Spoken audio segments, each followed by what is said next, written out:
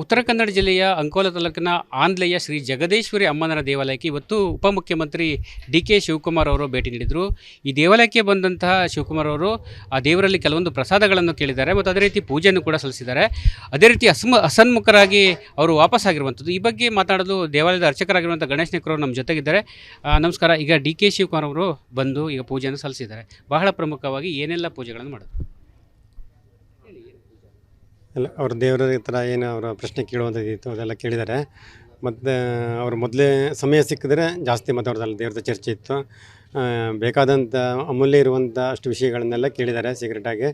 ಮತ್ತು ದೇವರು ಅವರಿಗೆಲ್ಲ ಆಶೀರ್ವಾದ ಮಾಡಿ ಅನುಗ್ರಹ ಮಾಡಿ ಎಲ್ಲ ಆಶೀರ್ವಾದ ಮಾಡಿದೆ ಖುಷಿಯಿಂದ ಹೋಗಿದ್ದಾರೆ ಅವರು. ಮತ್ತೊಂದು ತಿಂಗಳಲ್ಲಿ ಬರ್ತಾ ಹೇಳಿದ್ದಾರೆ. ಅಲ್ಲಿ ತನಕ ಏನು ಬದಲಾವಣೆ ಅಂತ ಹೇಳಿ ನೋಡಬೇಕು.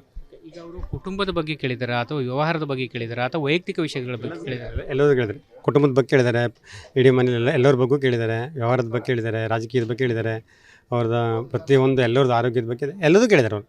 ಸಹಜ ಯಾರೇನು ಮಾಮೂಲಿ ಜನ ನಾವೆಲ್ಲ ಹೆಂಗೆ ಕೇಳ್ತೀವಿ ಅದೇ ಥರದ್ದು ಕೇಳಿದ್ದಾರೆ.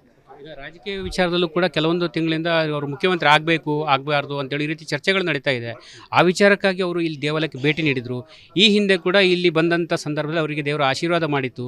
ಆ ಕಾರಣಕ್ಕೆ ಮತ್ತೆ ಬಂದು ಇಲ್ಲಿ ಅಭಯವನ್ನು ಪಡೆದಿದ್ದಾರೆ ಎಂಬ ಮಾಹಿತಿ. ಹೌದು ಅಲ್ಲ, ಈಗ ಅವರು ಹೇಳಿದ್ರು ತಾಯಿ ತನಗೆ ಸಮಾಧಾನಕರ ಉತ್ತರ ಕೊಟ್ಟದೆ, ಸದ್ಯದಲ್ಲಿ ಒಂದು ತಿಂಗಳಲ್ಲಿ ಬರ್ತಾನೆ ಹೇಳಿದ್ರಲ್ಲ ಅವರು. ಹೆಚ್ಚಾಗಿ ದೇವಿ ಅವರು ಹೇಳೋದು ಅವರಿಗೆ ಇದಾಗಿದೆ, ಬರ್ತಾರೆ ಮತ್ತೆ ಅವರು ಒಂದು ತಿಂಗಳಲ್ಲಿ. ಇನ್ನೊಂದು ತಿಂಗಳಲ್ಲಿ ಬಂದಾಗ ಏನೆಲ್ಲ ಪೂಜೆಗಳಿರುತ್ತೆ? ಇವತ್ತು ಕೂಡ ಲೇಟಾಗಿ ಬಂದಿದ್ದರು, ಮತ್ತು ಸ್ವಲ್ಪ ಕಡಿಮೆ. ಆಮೇಲೆ ಅವರು ಸರಿಯಾದ ಸಮಯಕ್ಕೆ ಬರ್ತಾರೆ, ಮತ್ತು ತಾಯಿಗೆ ಪೂಜೆ ಅಷ್ಟೇ ಮಾಡಿ ಇದು ಮಾಡ್ಕೊಂಡೆಲ್ಲ ಹೋಗ್ತಾರೆ ಅವರು. ಈಗ ಜಗದೀಶ್ವರಿ ಅಮ್ಮನ ದೇವಾಲಯ ಅಂತ ಹೇಳಿದ್ರೆ ಪರಿವಾರ ದೇವಾಲಯಗಳು ಸಾಕಷ್ಟಿದೆ. ಮತ್ತು ಯಾವ ರೀತಿ ಮಹಿಮೆ ಏನು ಸರ್? ಮಹಿಮೆಗೆ ಒಂದು ಸ್ವಲ್ಪ ವರ್ಷಗಳ ನಂತರ ಗೊತ್ತಾಗ್ತದೆ. ಅಂದರೆ ಈಗ ತುಂಬ ಜನ ಈಗ ಬರುವಂಥದ್ದು. ಈಗ ಈಶ್ವರಪ್ಪ ಅವರು ಕೂಡ ಈ ಹಿಂದೆ ಕೂಡ ಈ ದೇವಾಲಯಕ್ಕೆ ಭೇಟಿ ಕೊಟ್ಟಿದ್ದರು. ಶಿವಕುಮಾರ್ ಅವರು 2ನೇ ಬಾರಿ ಭೇಟಿ ಕೊಟ್ಟಿದ್ದಾರೆ. ಹಾಗೆ ಮತ್ತು ಗಣ್ಯ ವ್ಯಕ್ತಿಗಳೆಲ್ಲ ಬರ್ತಾರೆ ಹೋಗ್ತಾ ಇರ್ತಾರೆ. ಆದರೆ ಹಾಗೆ ಹೇಳಲಿಕ್ಕೆ ಆಗೋದಿಲ್ಲ ಇಂಥವ್ರು ಬರ್ತಾರೆ ಅಂತೇಳಿ. ಆದರೆ ಬಂದು ನಮ್ಮದೇನು ಕರ್ತವ್ಯ ಇದೆ ಅದನ್ನು ಮಾಡ್ತೇವೆ ನಾವು.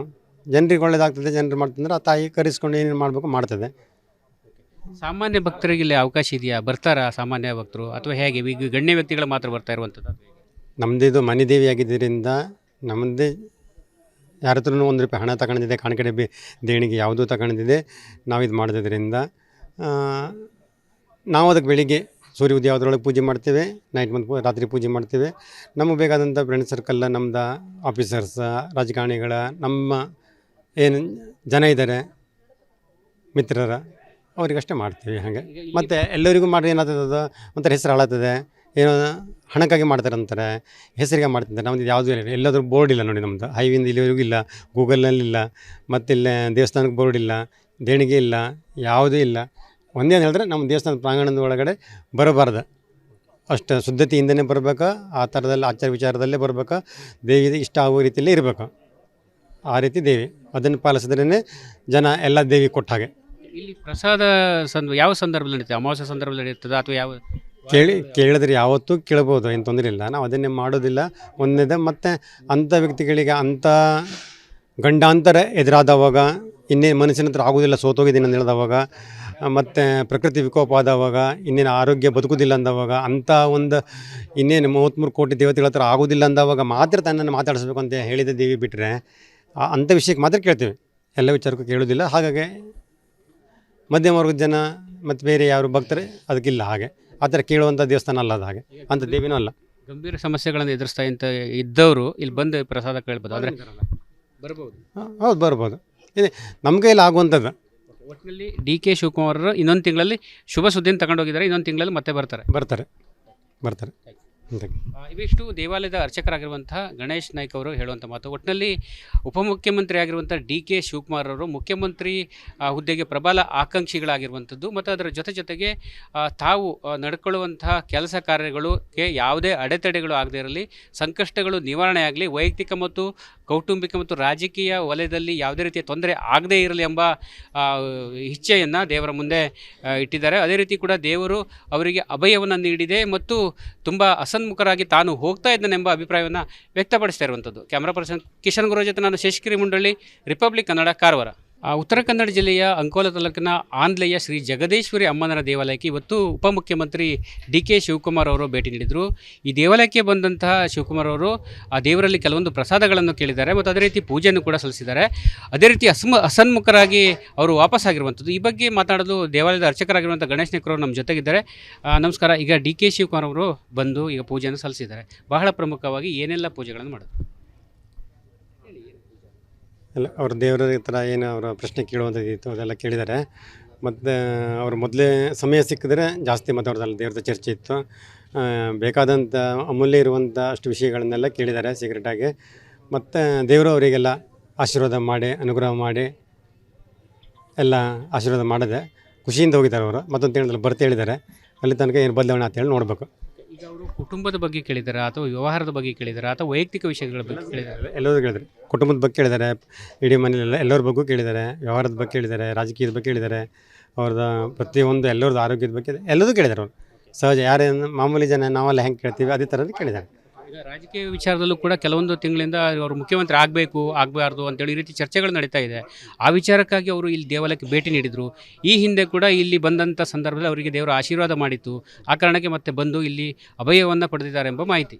ಹೌದು ಅಲ್ಲ, ಈಗ ಅವರು ಹೇಳಿದ್ರು ತಾಯಿ ತನಗೆ ಸಮಾಧಾನಕರ ಉತ್ತರ ಕೊಟ್ಟದೆ, ಸದ್ಯದಲ್ಲಿ ಒಂದು ತಿಂಗಳಲ್ಲಿ ಬರ್ತಾನೆ ಹೇಳಿದ್ರಲ್ಲ ಅವರು. ಹೆಚ್ಚಾಗಿ ದೇವಿ ಅವರು ಹೇಳೋದು ಅವರಿಗೆ ಇದಾಗಿದೆ, ಬರ್ತಾರೆ ಮತ್ತೆ ಅವರು ಒಂದು ತಿಂಗಳಲ್ಲಿ. ಇನ್ನೊಂದು ತಿಂಗಳಲ್ಲಿ ಬಂದಾಗ ಏನೆಲ್ಲ ಪೂಜೆಗಳಿರುತ್ತೆ? ಇವತ್ತು ಕೂಡ ಲೇಟಾಗಿ ಬಂದಿದ್ದರು, ಮತ್ತೆ ಸ್ವಲ್ಪ ಕಡಿಮೆ. ಆಮೇಲೆ ಅವರು ಸರಿಯಾದ ಸಮಯಕ್ಕೆ ಬರ್ತಾರೆ, ಮತ್ತು ತಾಯಿಗೆ ಪೂಜೆ ಅಷ್ಟೇ ಮಾಡಿ ಇದು ಮಾಡ್ಕೊಂಡೆಲ್ಲ ಹೋಗ್ತಾರೆ ಅವರು. ಇದು ಜಗದೀಶ್ವರಿ ಅಮ್ಮನ ದೇವಾಲಯ ಅಂತ ಹೇಳಿದ್ರೆ ಪರಿವಾರ ದೇವಾಲಯಗಳು ಸಾಕಷ್ಟಿದೆ. ಮತ್ತು ಯಾವ ರೀತಿ ಮಹಿಮೆ ಏನು ಸರ್? ಮಹಿಮೆಗೆ ಒಂದು ಸ್ವಲ್ಪ ವರ್ಷಗಳ ನಂತರ ಗೊತ್ತಾಗ್ತದೆ. ಅಂದರೆ ಈಗ ತುಂಬ ಜನ ಈಗ ಬರುವಂಥದ್ದು. ಈಗ ಈಶ್ವರಪ್ಪ ಅವರು ಕೂಡ ಈ ಹಿಂದೆ ಕೂಡ ಈ ದೇವಾಲಯಕ್ಕೆ ಭೇಟಿ ಕೊಟ್ಟಿದ್ದರು. ಶಿವಕುಮಾರ್ ಅವರು 2ನೇ ಬಾರಿ ಭೇಟಿ ಕೊಟ್ಟಿದ್ದಾರೆ. ಹಾಗೆ ಮತ್ತು ಗಣ್ಯ ವ್ಯಕ್ತಿಗಳೆಲ್ಲ ಬರ್ತಾರೆ ಹೋಗ್ತಾ ಇರ್ತಾರೆ. ಆದರೆ ಹಾಗೆ ಹೇಳಲಿಕ್ಕೆ ಆಗೋದಿಲ್ಲ ಇಂಥವ್ರು ಬರ್ತಾರೆ ಅಂತೇಳಿ. ಆದರೆ ಬಂದು ನಮ್ಮದೇನು ಕರ್ತವ್ಯ ಇದೆ ಅದನ್ನು ಮಾಡ್ತೇವೆ ನಾವು. ಜನರಿಗೆ ಒಳ್ಳೇದಾಗ್ತದೆ, ಜನರು ಮಾಡ್ತಂದ್ರೆ ಆ ತಾಯಿ ಕರೆಸ್ಕೊಂಡು ಏನೇನು ಮಾಡಬೇಕು ಮಾಡ್ತದೆ. ಸಾಮಾನ್ಯ ಭಕ್ತರಿಗೆ ಇಲ್ಲಿ ಅವಕಾಶ ಇದೆಯಾ? ಬರ್ತಾರಾ ಸಾಮಾನ್ಯ ಭಕ್ತರು ಅಥವಾ ಹೇಗೆ? ಈಗ ಗಣ್ಯ ವ್ಯಕ್ತಿಗಳು ಮಾತ್ರ ಬರ್ತಾ ಇರುವಂಥದ್ದು? ನಮ್ಮದಿದು ಮನೆ ದೇವಿ ಆಗಿದ್ದರಿಂದ ನಮ್ಮದೇ ಯಾರ ಹತ್ರನೂ ₹1 ಹಣ ತಗೊಂಡಿದ್ದೆ, ಕಾಣಿಕೆ ಡಬ್ಬಿ ದೇಣಿಗೆ ಯಾವುದೂ ತಗೊಂಡಿದ್ದೆ ನಾವು ಇದು ಮಾಡೋದ್ರಿಂದ ನಾವು ಅದಕ್ಕೆ ಬೆಳಿಗ್ಗೆ ಸೂರ್ಯ ಉದಯ ಆಗೋದ್ರೊಳಗೆ ಪೂಜೆ ಮಾಡ್ತೇವೆ, ನೈಟ್ ಬಂದು ರಾತ್ರಿ ಪೂಜೆ ಮಾಡ್ತೇವೆ. ನಮಗೆ ಬೇಕಾದಂಥ ಫ್ರೆಂಡ್ ಸರ್ಕಲ್ಲ, ನಮ್ಮದು ಆಫೀಸರ್ಸ, ರಾಜಕಾರಣಿಗಳ, ನಮ್ಮ ಏನು ಜನ ಇದ್ದಾರೆ ಮಿತ್ರರ ಅವರಿಗಷ್ಟೇ ಮಾಡ್ತೀವಿ. ಹಾಗೆ ಮತ್ತು ಎಲ್ಲರಿಗೂ ಮಾಡಿ ಏನಾಗ್ತದೆ, ಅದು ಒಂಥರ ಹೆಸರು ಹಾಳಾಗ್ತದೆ. ಏನೋ ಹಣಕ್ಕಾಗಿ ಮಾಡ್ತಾರೆ ಅಂತಾರೆ, ಹೆಸರಿಗೆ ಮಾಡ್ತಿದ್ದಾರೆ. ನಮ್ಮದು ಯಾವುದೂ ಇಲ್ಲ, ಎಲ್ಲಾದರೂ ಬೋರ್ಡ್ ಇಲ್ಲ ನೋಡಿ. ನಮ್ಮದು ಹೈವಿಂದ ಇಲ್ಲಿವರೆಗೂ ಇಲ್ಲ, ಗೂಗಲ್ನಲ್ಲಿಲ್ಲ, ಮತ್ತು ಇಲ್ಲೇ ದೇವಸ್ಥಾನಕ್ಕೆ ಬೋರ್ಡ್ ಇಲ್ಲ, ದೇಣಿಗೆ ಇಲ್ಲ, ಯಾವುದೂ ಇಲ್ಲ.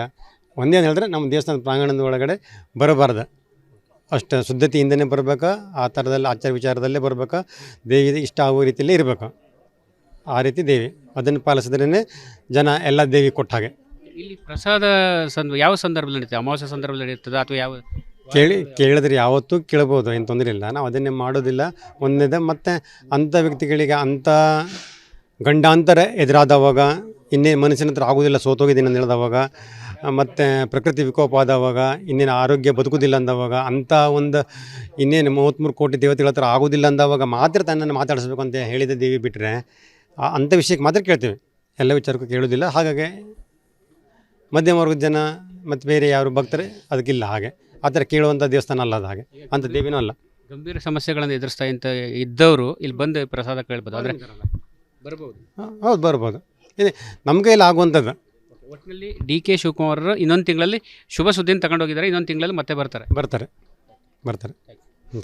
ಇವಿಷ್ಟು ದೇವಾಲಯದ ಅರ್ಚಕರಾಗಿರುವಂಥ ಗಣೇಶ್ ನಾಯ್ಕ ಅವರು ಹೇಳುವಂಥ ಮಾತು. ಒಟ್ಟಿನಲ್ಲಿ ಉಪಮುಖ್ಯಮಂತ್ರಿ ಆಗಿರುವಂಥ ಡಿ ಕೆ ಶಿವಕುಮಾರ್ ಅವರು ಮುಖ್ಯಮಂತ್ರಿ ಹುದ್ದೆಗೆ ಪ್ರಬಲ ಆಕಾಂಕ್ಷಿಗಳಾಗಿರುವಂಥದ್ದು ಮತ್ತು ಅದರ ಜೊತೆಗೆ ತಾವು ನಡ್ಕೊಳ್ಳುವಂತಹ ಕೆಲಸ ಕಾರ್ಯಗಳಿಗೆ ಯಾವುದೇ ಅಡೆತಡೆಗಳು ಆಗದೇ ಇರಲಿ, ಸಂಕಷ್ಟಗಳು ನಿವಾರಣೆ ಆಗಲಿ, ವೈಯಕ್ತಿಕ ಮತ್ತು ಕೌಟುಂಬಿಕ ಮತ್ತು ರಾಜಕೀಯ ವಲಯದಲ್ಲಿ ಯಾವುದೇ ರೀತಿಯ ತೊಂದರೆ ಆಗದೇ ಇರಲಿ ಎಂಬ ಇಚ್ಛೆಯನ್ನು ದೇವರ ಮುಂದೆ ಇಟ್ಟಿದ್ದಾರೆ. ಅದೇ ರೀತಿ ಕೂಡ ದೇವರು ಅವರಿಗೆ ಅಭಯವನ್ನು ನೀಡಿದೆ ಮತ್ತು ತುಂಬ ಹಸನ್ಮುಖರಾಗಿ ತಾನು ಹೋಗ್ತಾ ಇದ್ದಾನೆಂಬ ಅಭಿಪ್ರಾಯವನ್ನು ವ್ಯಕ್ತಪಡಿಸ್ತಾ ಇರುವಂಥದ್ದು. ಕ್ಯಾಮ್ರಾ ಪರ್ಸನ್ ಕಿಶನ್ ಗುರು ಜೊತೆ ನಾನು ಶೇಷಗಿರಿ ಮುಂಡಳ್ಳಿ, ರಿಪಬ್ಲಿಕ್ ಕನ್ನಡ, ಕಾರವಾರ.